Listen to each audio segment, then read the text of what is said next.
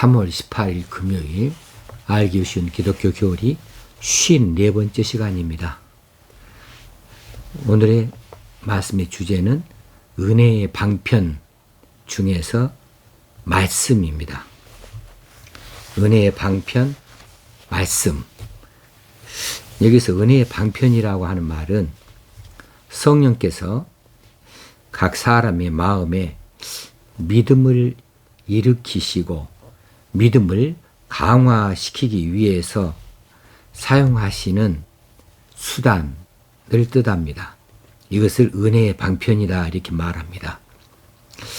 하나님께서는 사람의 영혼에게 이 은혜의 방편을 통하여서 성령의 초자연적인 감화, 이것을 은혜라고 하죠.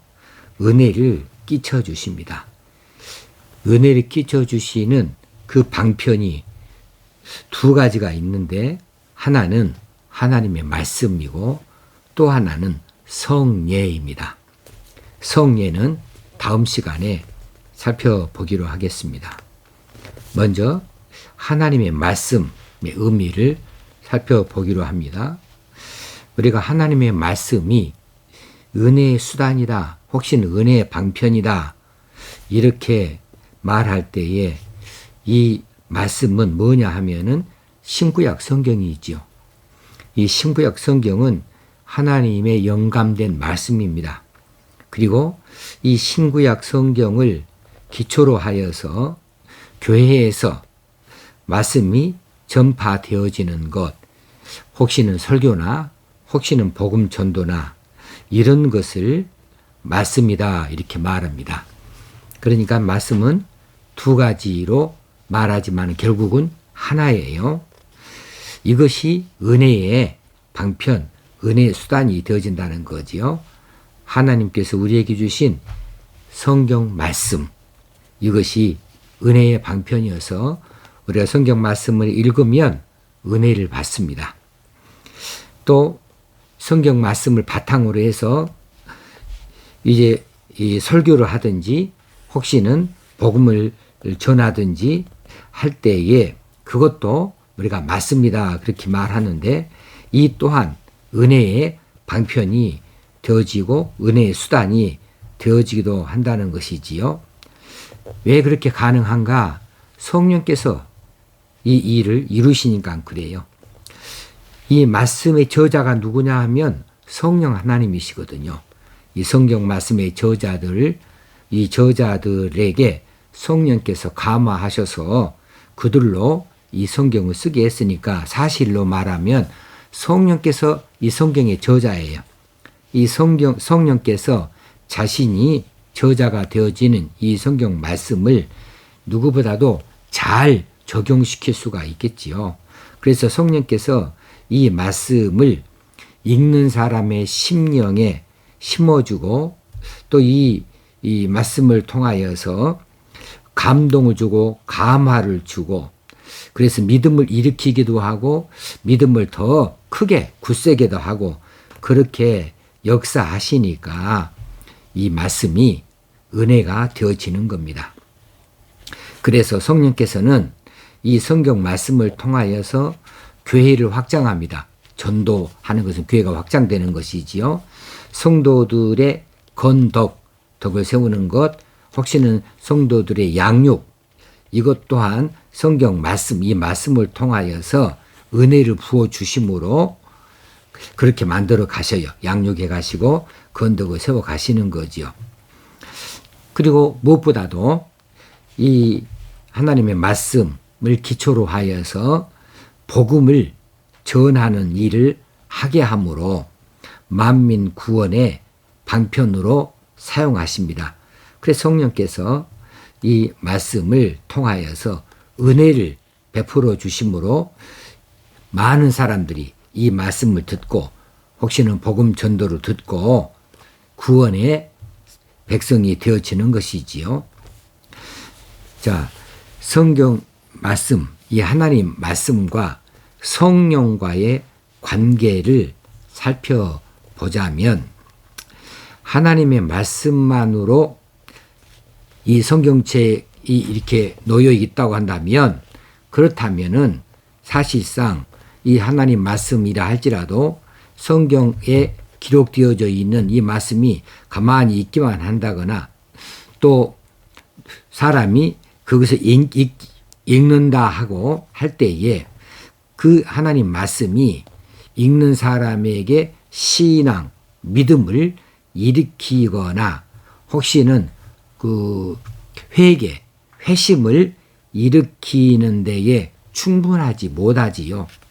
그래서 어떤 학자들이 이 성경을 읽으면 학문적으로 뭐 정리분을 할 수 있겠으나 성령께서 작용하지 아니하시면 이 성경을 깊이 연구해도 그 사람에게 있어서는 신앙적으로 별로 유익이 되지 못할 수도 있는 거예요.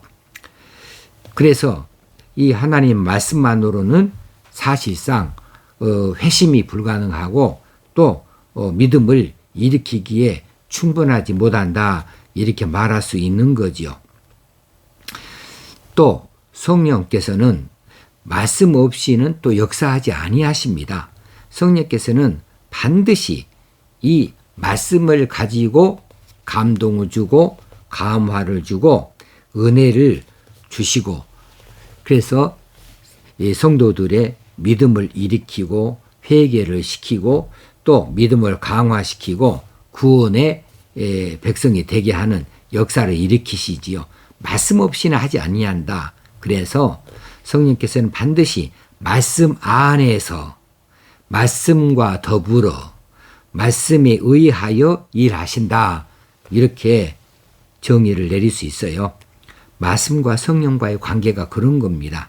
성령께서는 일하실 때 반드시 말씀 안에서 말씀과 더불어 말씀에 의하여 일하신다라고 하는 사실입니다.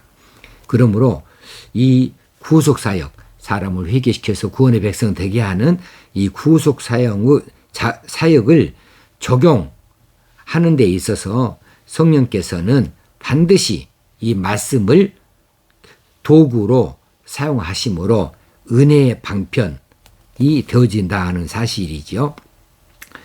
자, 따라서 말씀 전파, 너희는 모든 백성에게 말씀을 전파하라.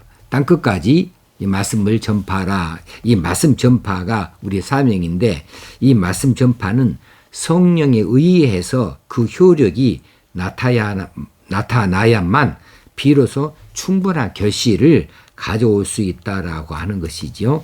그래서 말씀 전파의 현장에 성령의 역사가 아주 뜨겁게 나타나요. 말씀을 증거한다, 말씀을 전한다. 또 선교 현지에서 믿지 않는 백성들 향하여 설교를 한다.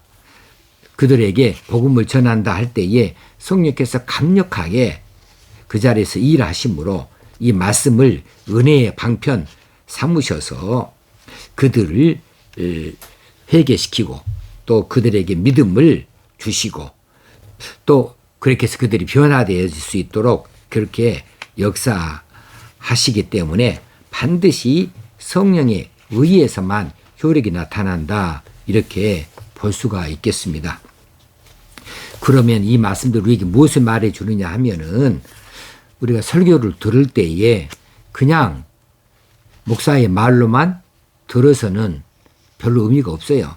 그것도 무슨 성경 말씀에 기초한다고 하지만은 뭐 세상 이야기나 하고 있고 또 무슨 다른 뭐 비유나 이야기하고 있고 다른 어떤 예화만 들고 있고 뭐 이런 식으로 뭐 도덕적인 부분만 자꾸 이야기하고 있는 이런 설교가 되어지는 것은 성령께서 작용하시는 그런 그 성경의 내용이 아니죠.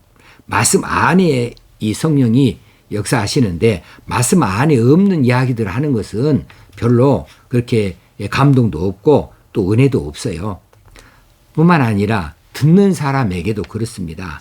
듣는 사람에게도 성령께서 역사하셔서 그의 심령을 주장하시고 그 귀를 열으실 때에 하나님의 말씀이 하나님 말씀으로 자기 자신에게 주시는 말씀으로 적용이 되어지고 받아지게 되어지고 또 자극을 받게 되어지고 찔림을 얻게 되어지고 도전하게 되어지고 이렇게 해서 회개도 하게 되어지고 더 큰 믿음으로 나아갈 수 있기도 하는 이런 역사가 나타나는 것이지, 성령께서 작용하지 아니하시면 그냥 한 귀로 들어왔다가 한 귀로 흘러가 버리는 그냥 연설에 불과할 수가 있거든요.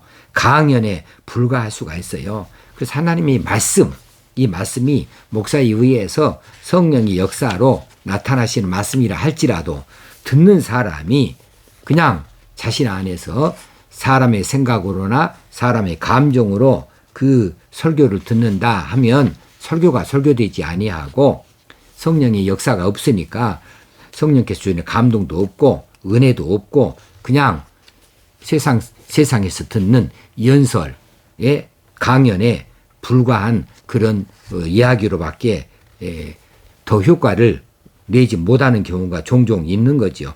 그래서 하나님 말씀을 전하든지 하나님 말씀을 읽고 혹시는 하나님 말씀을 들을 때에 성령의 역사를 구해야 됩니다. 그래서 성경책을 펼쳐놓고 읽을 때에 성령께서 내 눈을 열어주시고 내 마음을 열어주시고 성령께서 직접 이 성경 말씀을 내게 가르쳐 주시고 깨닫게 하시고 보여달라고 그렇게 기도하고 그런 마음으로 성경을 한자 한자 이렇게 짚어서 읽어 내려가는 중에 성령께서 자극하시는 단어도 튀어나오는 것이고 성령께서 보여주시는 새로운 것들도 깨닫고 알 수가 있게 되어지는 거죠. 성령의 역사다. 말씀과 성령과는 아주 밀접한 관계이고 성령께서는 말씀 없이는 역사하지 아니하신다라는 사실을 잘 기억하셔서 우리 신앙생활을 더 굳세게 할 수 있어야 되겠습니다. 자, 마지막으로 하나님의 말씀에 두 부분이 있습니다. 은혜의 수단인 하나님의 말씀은 크게 두 가지 종류가 있어요. 하나는 율법이고 또 하나는 복음입니다. 율법은 구약시대에 구약의 백성들에게 주신 이 모세를 통하여 주신 이 말씀인 것을 우리가 잘 알고 있지요. 그 율법은 하나님의 의지를 나타내 보이신 것입니다. 그래서 이 율법은 명령과 금지의 형식으로 기록이 되어져 있어요.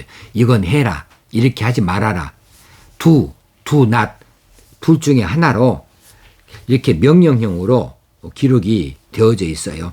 그래서 이 율법의 기능이나 이 목적은 무엇이냐 하면 사람으로 하여금 마음속에 죄를 깨닫게 하는 데 있습니다. 죄를 깨달아서 회개시키는 데에 이 율법의 목적이 있는 거예요. 이것이 없다면 죄가 무엇인지를 몰라요. 그렇게 하는 것이 죄된 것인지도 몰라요. 그러나 율법에서 분명하게 그것을 지적하여서 이렇게 하는 것은 이런 일을 하는 것 하나님이 싫어하신다, 기뻐하지 아니하신다. 그러면 이건 금지된 사항이고요. 이건 꼭 반드시 해야만 한다 할 때 하지 아니하는 것은 죄가 되는 것이지요. 그래서 율법은 사람의 마음속에 죄를 깨닫게 하는 데 목적이 있고 죄를 깨달아서 회개시키는 데에 목적이 있다라고 볼 수 있겠습니다. 또 하나의 하나님 말씀의 말씀은 복음입니다. 복음은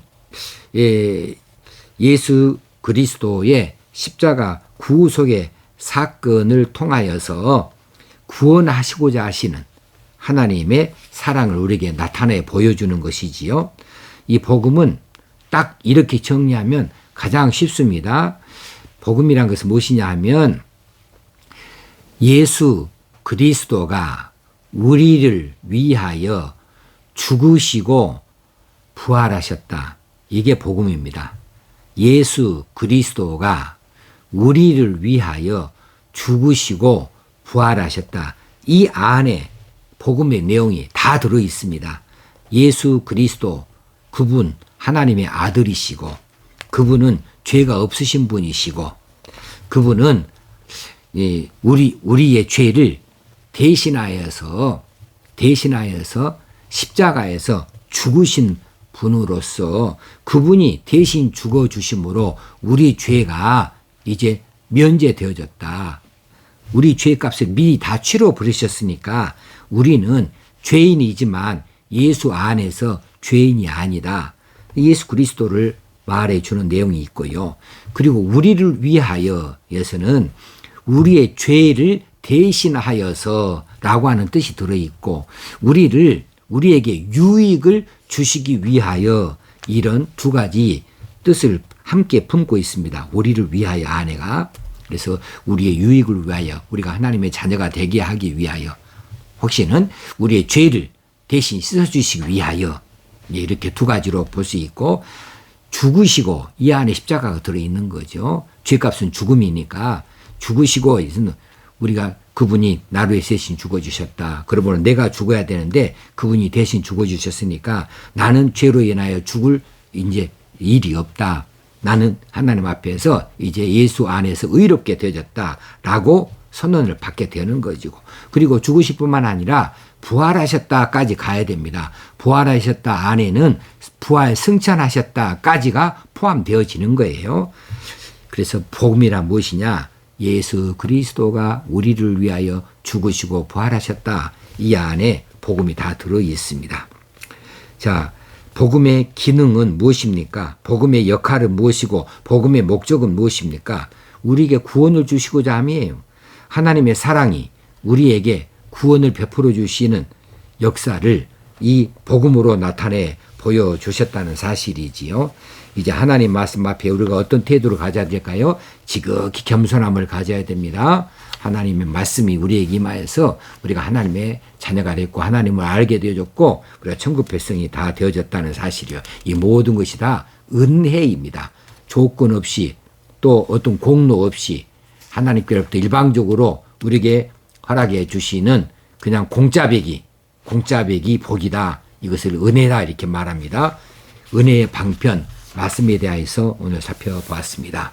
내일은 은혜의 방편 가운데 성례, 세례와 또 그 성찬에 대해서 말씀을 나눠보겠습니다. 오늘 하루도 건강한 하루가 되어주시고 하나님 앞에 바르게 사시는 하루가 되어지길 바랍니다. 감사합니다.